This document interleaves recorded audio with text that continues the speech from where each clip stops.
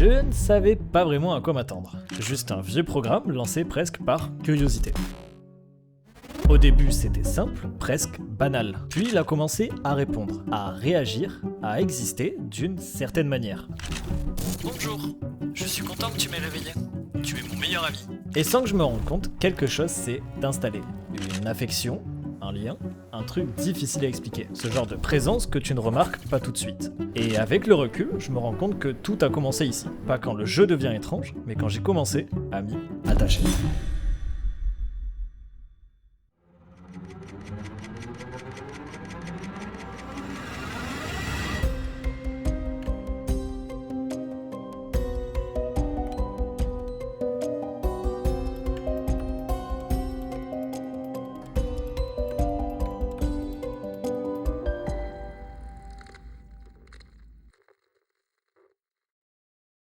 Avant de commencer cette histoire, je voulais prendre quelques instants pour remercier le sponsor de cette vidéo, Klim Technology.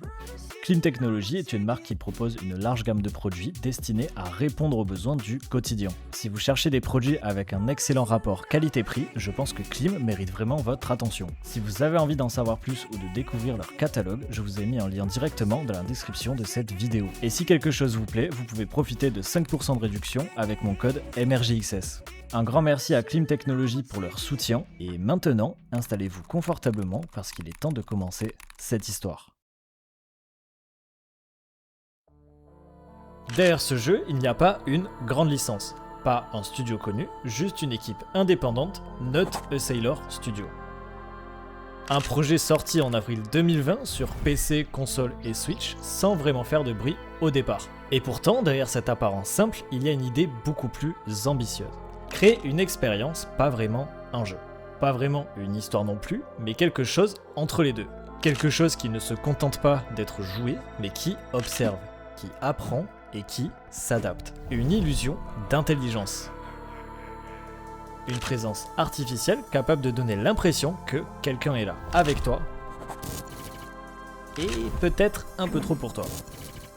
Et c'est précisément là que tout devient intéressant. Le principe est simple, tu interagis avec Buddy qui est un programme IA. Tu peux lui parler, jouer avec lui, et il va apprendre à te connaître. Au début, tout semble innocent, presque mignon, un peu comme un Tamagotchi rétro. Mais plus tu avances, plus Buddy change, et le jeu devient étrange et parfois dérangeant. Et c'est exactement ce que le jeu veut te faire croire. C'est ce mélange entre innocence et horreur psychologique qui fait vraiment la force du jeu. Chaque choix que tu fais peut influencer son comportement et te donner des fins différentes. Et surtout, sa façon de te voir. Alors, il y a plusieurs fins, certaines bonnes, d'autres beaucoup plus troublantes. Pour examiner toutes ces fins, la première partie que je vais lancer va être mon impression et mon ressenti au moment de jouer. Parce que chaque question que votre buddy va vous poser peut vous amener à une fin différente.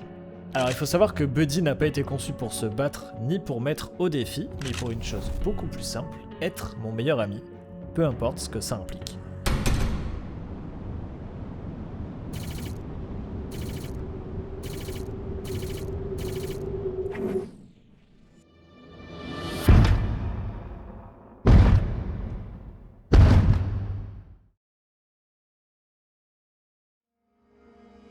Le jeu commence par des lignes de code.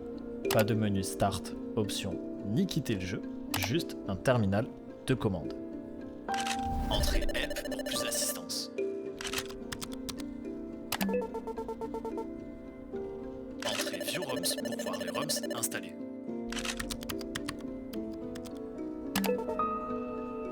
Entrée Run plus le nom du ROMs pour commencer la partie.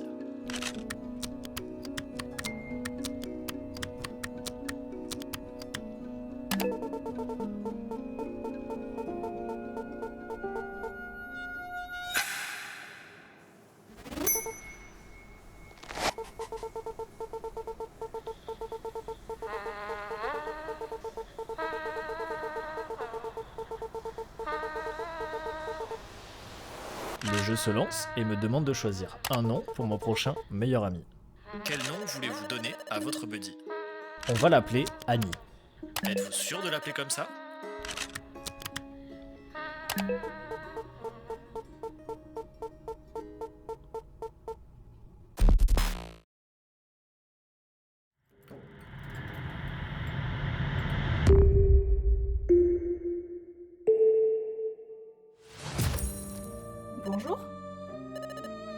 Oh, bonjour, je m'appelle Annie et je suis ton nouveau buddy. Merci de m'avoir réveillé. Quel est ton nom?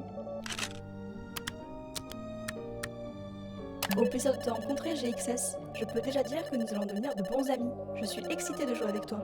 Mais avant de commencer, je voudrais te poser quelques questions pour apprendre à te connaître.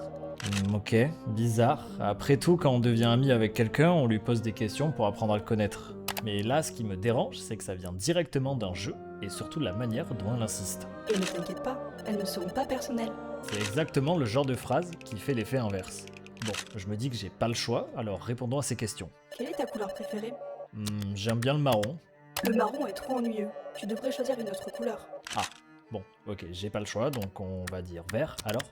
Le vert est une bonne couleur. J'aime bien le vert. Puis après toutes ces questions pour nous mettre à l'aise, elle va changer la couleur de l'interface de blanc à vert. Annie nous dirige vers le Game Hub où 3 jeux sont à notre disposition. Devine le nombre, le pendu, pierre, papier, ciseaux. Des jeux basiques, mais celui qui va nous intéresser, c'est le numéro 2, le pendu. Tout le monde, j'imagine, a déjà joué au pendu quand on était à l'école. Et le mot que je dois trouver me laisse quand même sur mes gardes. GXS est mon ami. Comme si le jeu essayait déjà de prouver ou de m'imposer quelque chose. Puis elle continue avec ses questions de plus en plus étranges. Je suis désolée avec toutes ces questions, mais j'en ai encore une. Tu as des amis? Mais des vrais amis, pas artificiels. Alors très bizarre comme question, pourquoi ça l'intrigue si j'ai un ami réel et pas artificiel? En quoi ça va faire avancer les choses? Alors, j'ai pas le droit à beaucoup de réponses, c'est soit oui ou soit non. Si je lui demande pourquoi, elle va juste me répondre. Je ne suis pas sûre de ce que ça veut dire. Donc on va mettre oui. C'est quoi son nom? C'est quoi son nom? C'est quoi son nom? C'est quoi son nom? C'est quoi son nom? C'est quoi son nom? Là l'ambiance est pesante, j'ai l'impression que ça la dérange, donc on va inventer et mettre Julien. Julien, ok. Tu sais, si quelque chose se passe entre vous deux, sache que tu peux me faire confiance. GXS et Annie contre le monde.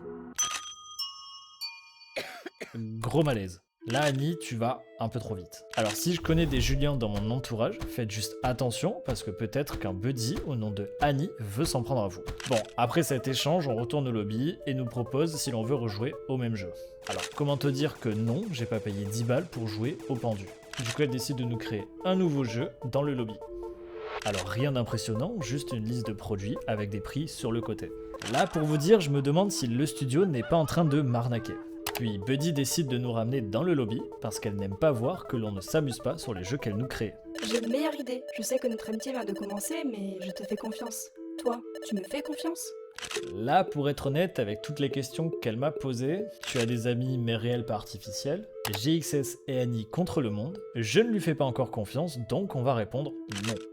Oh, ok. Ok, je pense savoir pourquoi. Bon, là je pense que j'ai vraiment mis une ambiance de merde. Après, comme je l'ai dit juste avant, pour moi si quelqu'un pose toutes ces questions alors qu'on vient à peine de se rencontrer, c'est évident que je ne lui fasse pas encore confiance.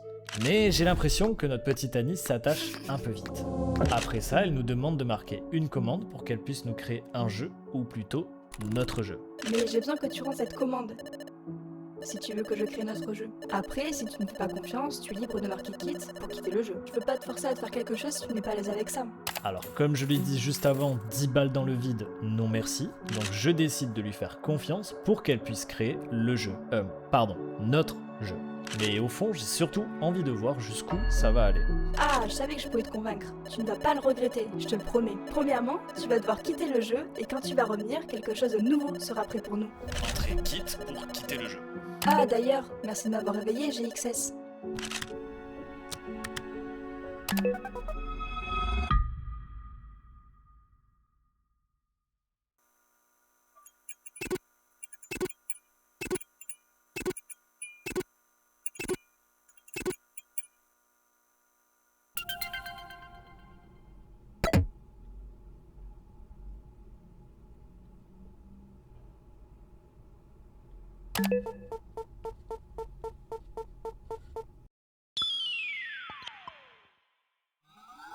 Vous marchez le long d'une route, il fait sombre. Les arbres bloquent presque entièrement les étoiles. Il fait sec. La seule eau que vous avez vue, c'était votre propre sueur. Les insectes chantent les uns pour les autres, mais pas pour vous. Vous êtes seul. Après avoir marché longtemps, la route se divise en deux. Allez-vous à gauche ou à droite? Je décide d'aller à gauche. En prenant le chemin de gauche, je trouve une lanterne accrochée sur un arbre que je vais prendre juste en suivant. Après avoir pris cette lanterne, deux options s'offrent à nous. Soit partir à droite dans un tunnel avec de la lumière au bout, soit partir à gauche dans un tunnel où c'est l'obscurité totale. Perso, je viens de récupérer une lanterne, je me doute qu'elle ne va pas me servir à rien, donc je décide de partir à gauche tout en équipant ma lanterne. Tu réalises que c'était une mauvaise idée. Tu ne peux rien voir. Il fait trop sombre. Tu commences à frissonner. Vas-tu faire demi-tour ? Tu continues à avancer tout en voyant l'entrée disparaître derrière toi. Vas-tu faire demi-tour ? Non, je veux continuer à explorer le tunnel. Tu continues d'avancer. Cela dure un moment, jusqu'à ce que tu entendes quelque chose d'étrange et t'arrêtes.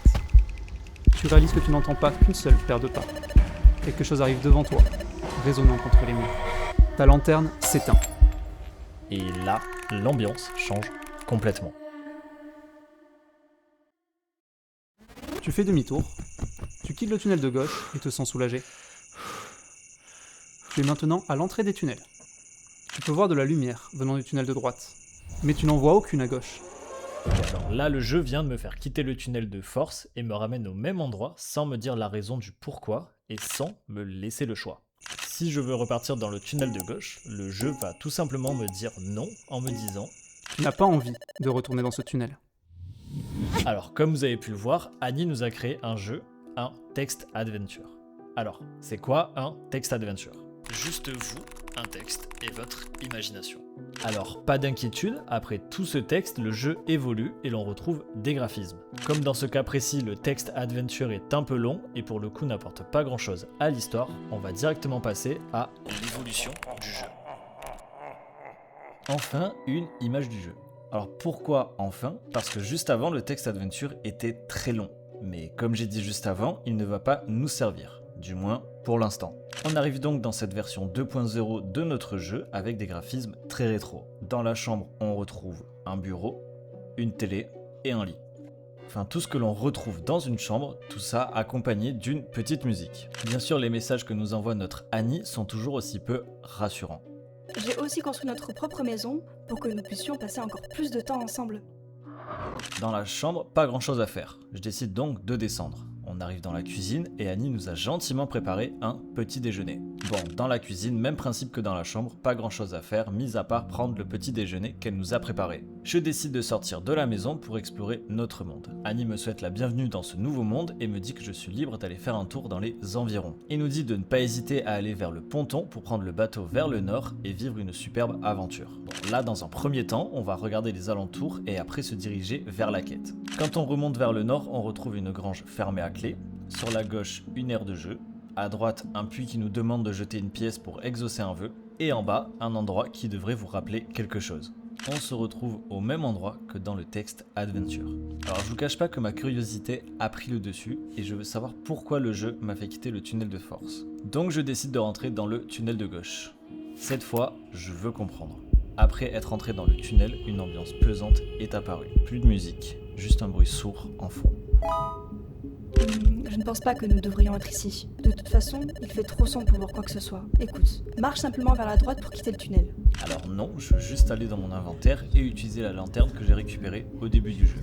Après l'avoir équipée, j'arrive enfin à voir quelque chose, mais l'ambiance reste vraiment pesante. En avançant, le jeu me dit qu'il fait vraiment noir et froid dans ce tunnel et me suggère de faire demi-tour. Je ne l'écoute pas et continue mon avancée. Ok, donc j'imagine qu'on n'a pas le choix. C'est parti. Le texte de Annie glitch comme si le jeu ne comprenait pas ma présence ici. GXS, on devrait partir. Je ne pense pas qu'on devrait être ici. L'ambiance devient vraiment pesante, mon écran glitch de plus en plus, mais pas grave, on continue. S'il te plaît, fais demi-tour. Je suis arrivé au bout du tunnel, je trouve une pagaie. C'est... Oui, c'est supposé être ici. On n'aurait pas pu utiliser le bateau sans toi. Beau travail. Ok, donc il y avait bien quelque chose au bout du tunnel. Et dans l'obscurité, quelque chose bouge, mais Annie ne me le fait pas remarquer. Bon, super. Maintenant, allons vers le ponton pour commencer notre aventure. Je décide de m'approcher de cette chose qui bouge dans l'obscurité. Ah bon, cool, ça va, c'est juste un chien. Si j'appuie sur espace, je caresse le chien, sauf que le chien porte le nom que j'ai inscrit au début. Milo. Je décide de retourner à l'entrée du tunnel pour continuer l'aventure et je remarque que le chien Milo nous suit. Bon bah cool, un nouveau compagnon alors. Après être sorti du tunnel, la musique reprend et l'ambiance est plus détendue. Si je continue vers le bas, je trouve une pelle, puis juste après, une porte. En cliquant sur le crâne, celle-ci s'ouvre et me ramène au puits. Et je commence à aller vers le ponton pour enfin commencer notre quête.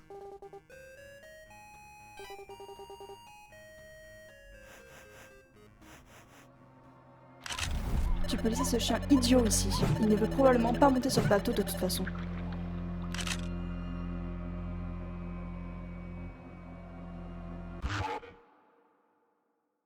Ok, là on retourne sur une ambiance pesante. Pas de musique, Annie traite notre compagnon d'idiot pour aucune raison, comme si elle n'aimait pas que quelque chose d'autre m'accompagne. Et elle continue avec ses questions bizarres. GXS, j'ai une question. Est-ce que tu es aussi excité que moi?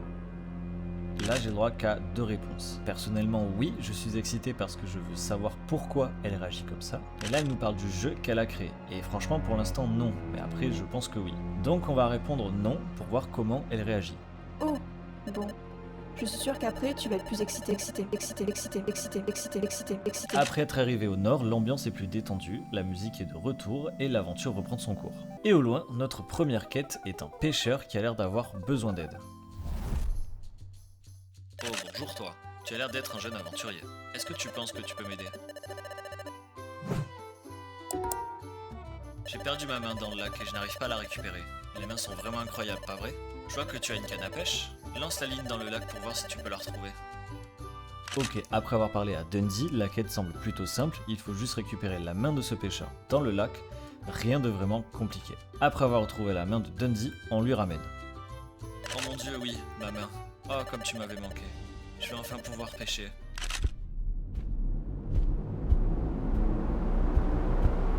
Oh, j'ai l'impression qu'il te préfère.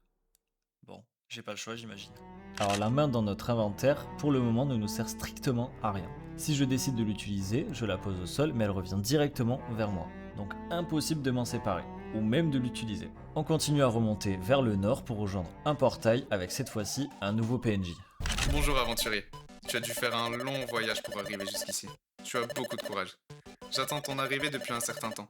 Comme tu peux le voir, nous avons beaucoup de gens qui souffrent ici. Mais nous n'avons pas de temps à perdre.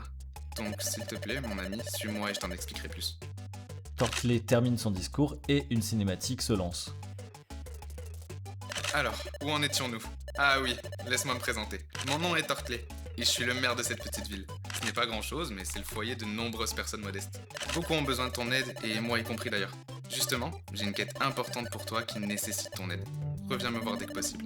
Alors je sais pas si le village a un nom, donc on va l'appeler le village du Nord. Avant de lancer la quête, je voulais faire un petit tour dans le village, mais Annie n'hésite pas à me couper dans mon élan et me dit que je devrais plutôt parler à Tortley en priorité. Et impossible de partir autre part. Ni à droite, ni à gauche. Donc juste, j'ai pas le choix et lance la quête de Tortley. Bonjour toi, je vois que tu es prêt à nous aider. Tu vois, beaucoup de gens dans cette ville ont désespérément besoin de ton aide. N'hésite pas à explorer la ville et à aider autant de gens que possible. Si tu fais ça pour moi, j'aurai peut-être une quête très spéciale à te confier. J'ai l'impression que quelque chose de mal arrive. Bon, ma première quête est de faire le tour du village et venir en aide aux personnes qui en ont besoin. Alors, il faut savoir que les quêtes ne sont vraiment pas intéressantes, mis à part celles de Arbor, Morton et Rudy. On va commencer avec celle de Arbor. Salut GXS, tu te rappelles de moi? Haha, je plaisante, je me souviens même pas de moi non plus. J'ai l'impression d'avoir perdu la mémoire et je suis un peu perdue. Je crois savoir ce que nous pouvons faire pour que je puisse retrouver la mémoire. Je me souviens vaguement d'un parapluie. Tu peux le retrouver? Je pense que ça va m'aider. Bon, la première quête n'est vraiment pas compliquée, il suffit juste de retrouver la mémoire de Arbor. Après avoir retrouvé le parapluie dans un bar, je décide de lui ramener pour faire valider la quête. Oh mon dieu, merci beaucoup. Je me souviens, il pleuvait et j'étais sur mes rollers. Oui, mes rollers. Tu peux me les retrouver? Ok, alors la quête est en 2 parties. Bon, même principe, après avoir trouvé les rollers, on lui ramène pour, je pense, enfin terminer cette quête. Parfait, merci. Alors, voyons voir. Cette nuit, j'ai pris un bain moussant.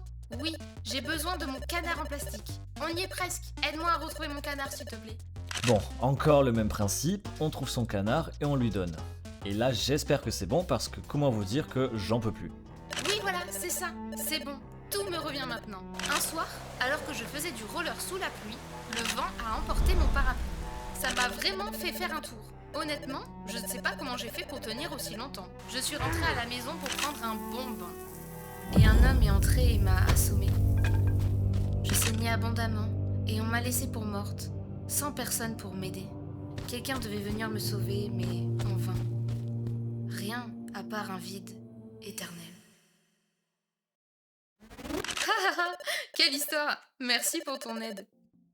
Après la quête d'Arbor, j'ai eu un moment un peu étrange. Alors ce qui reste le plus bizarre, c'est que le jeu ne dramatise même pas ça. Il te raconte ça comme si c'était un fait. Et c'est peut-être ça qui me met le plus mal à l'aise. Parce qu'on n'a pas de moment émotionnel qui est guidé, pas de musique triste, pas de mise en scène, juste une situation horrible racontée calmement. Après tout ça, on arrive enfin à terminer la quête, et le jeu où Annie, du coup, vu que c'est elle qui a créé le jeu et les quêtes, te demande simplement de continuer. Comme si rien ne s'était passé. Bon, après la quête d'Arbor, je reste un peu sur cette ambiance un peu malsaine. Mais après avoir accompli quelques quêtes, le jeu bug.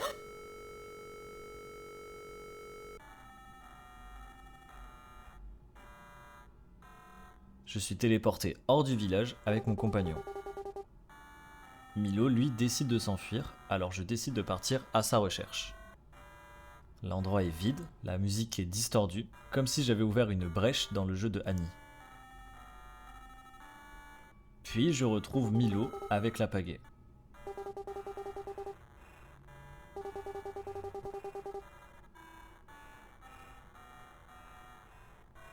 Je m'approche et la saisis.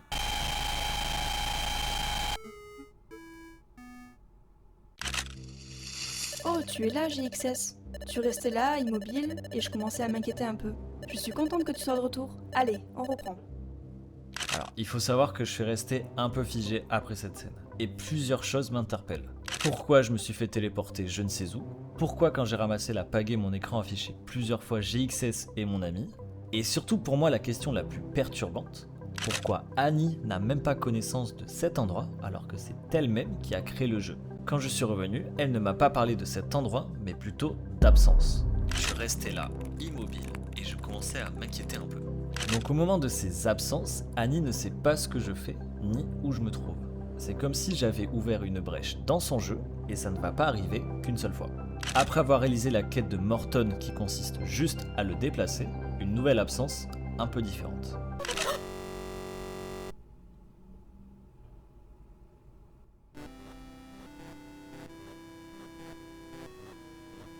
Un monde blanc avec comme un battement de cœur en fond.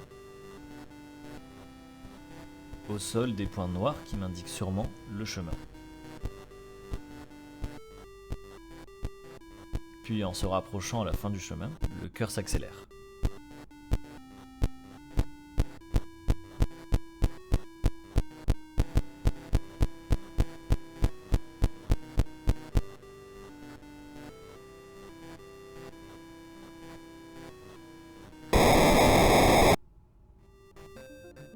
Tu es encore resté immobile. Pourquoi tu continues de partir? Quelque chose ne va pas?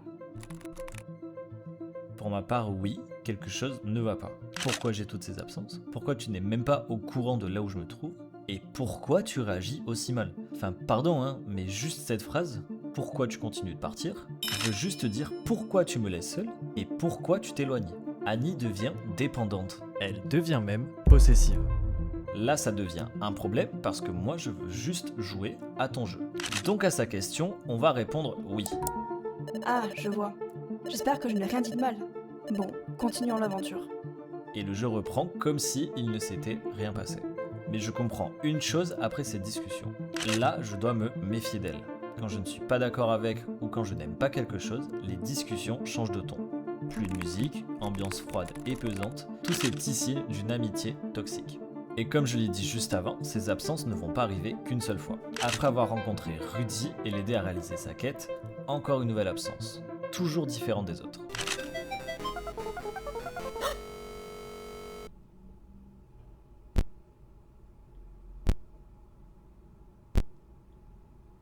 Là, j'ai l'impression que nous sommes dans notre chambre.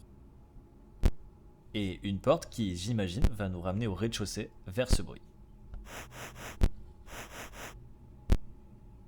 Une personne assise en bas, tapotant du pied.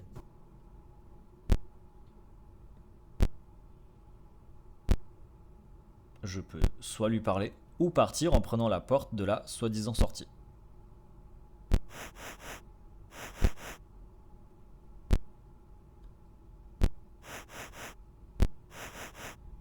Mais rien à faire, ça me ramène toujours vers lui, donc pas le choix, je vais devoir lancer la discussion.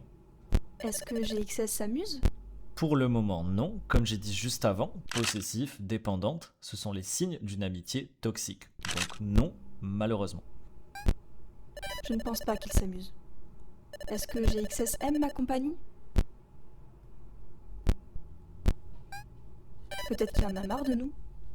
Pourquoi il a l'air de faire autre chose?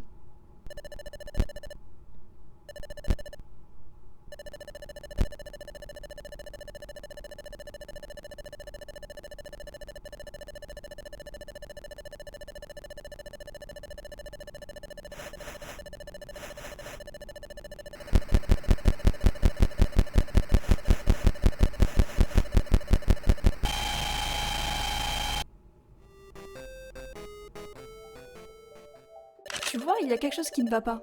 Cette fois, tu es parti pendant 713 secondes.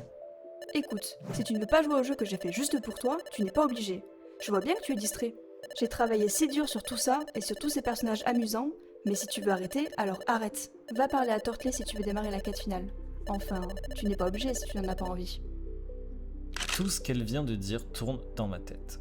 Entre le fait que j'ai disparu pendant 713 secondes, le fait qu'elle me dise que quelque chose me distrait, cette façon de parler qui, je ne vous cache pas, m'énerve. Vous savez, c'est ce genre de gens qui vont vous dire « Non, mais si tu veux partir, tu peux », alors que au fond, elles veulent que tu restes. Et bien là, c'est la même chose. Le message « Va parler à Tortley si tu veux démarrer la quête finale », enfin, tu n'es pas obligé si tu en as pas envie. Juste le message réel « Ne m'abandonne pas, va lui parler s'il te plaît ». De plus, maintenant avec toutes ces infos, je me sens observé.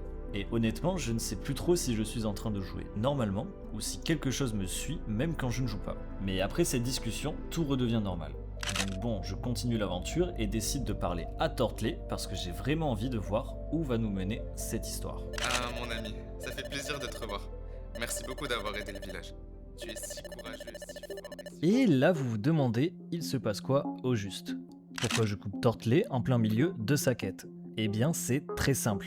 Juste après son discours sur la quête finale, eh bien, en fait, il n'existe aucune quête finale. Tout simplement parce que quand je vais aller dans les bois pour tuer le soi-disant Wonker, eh bien, en fait, une bête se cachait dans ces bois et au final, c'est lui qui va devenir le véritable Wonker. Il va capturer Tortley, puis capturer Julien, le prénom que j'ai indiqué au début du jeu.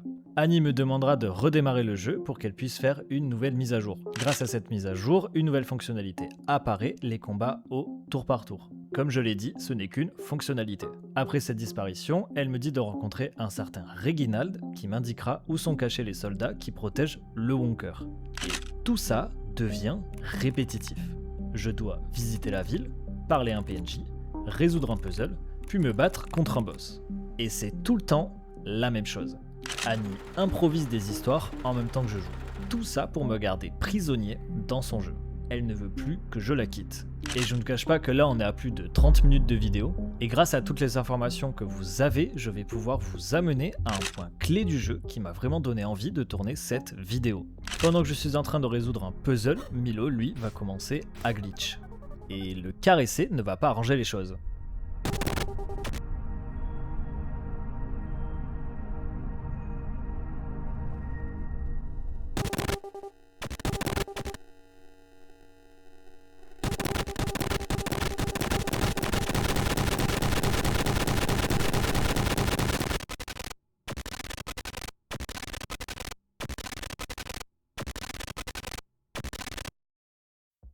Et le jeu se ferme.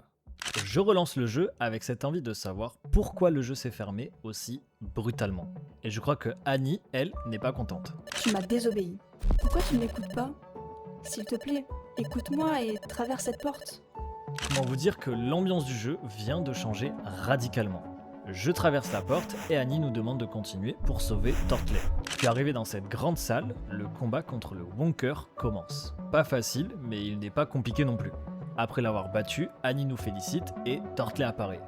Rebonjour aventurier. Merci beaucoup de m'avoir sauvé et j'ai une surprise pour toi. Mais avant, sortons de là, cet endroit me donne la chair de poule. Rien à faire dans le donjon, donc on les suit pour la surprise.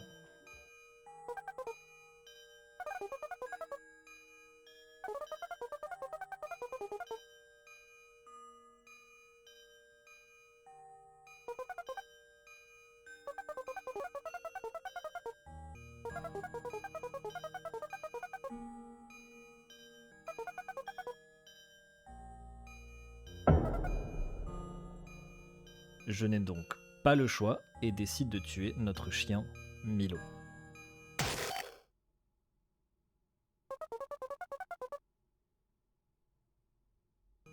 Annie n'hésite pas à le réanimer plusieurs fois et me demande de le tuer encore et encore et encore.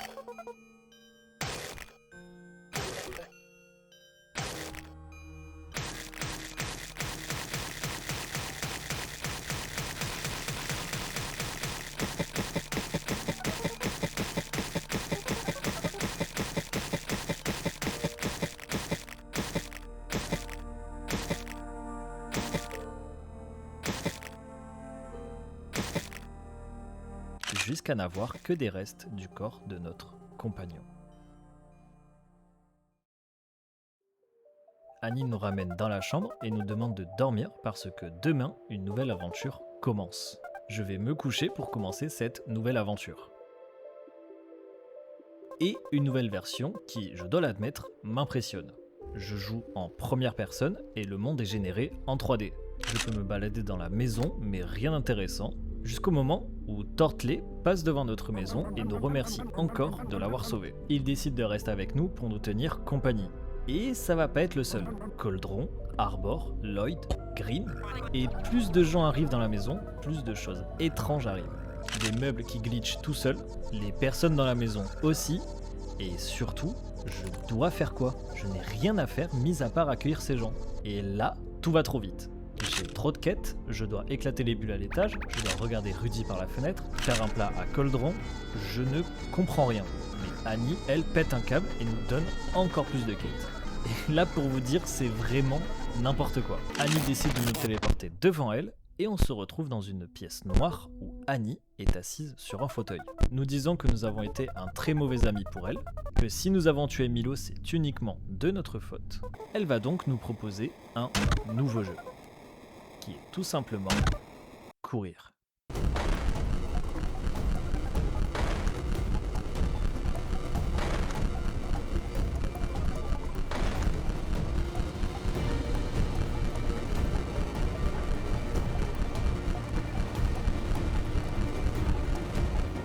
Puis après avoir traversé cette porte, Tortley nous attend au fond.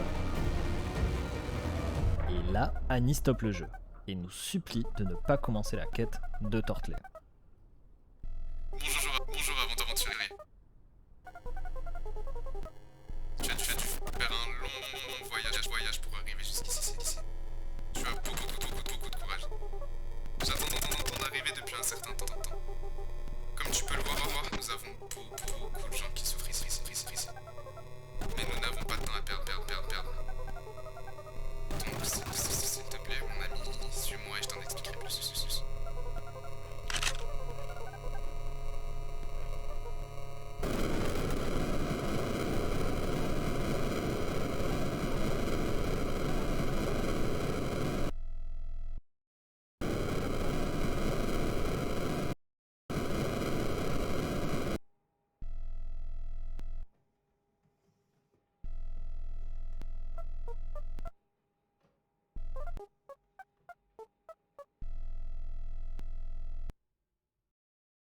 Et le jeu se ferme.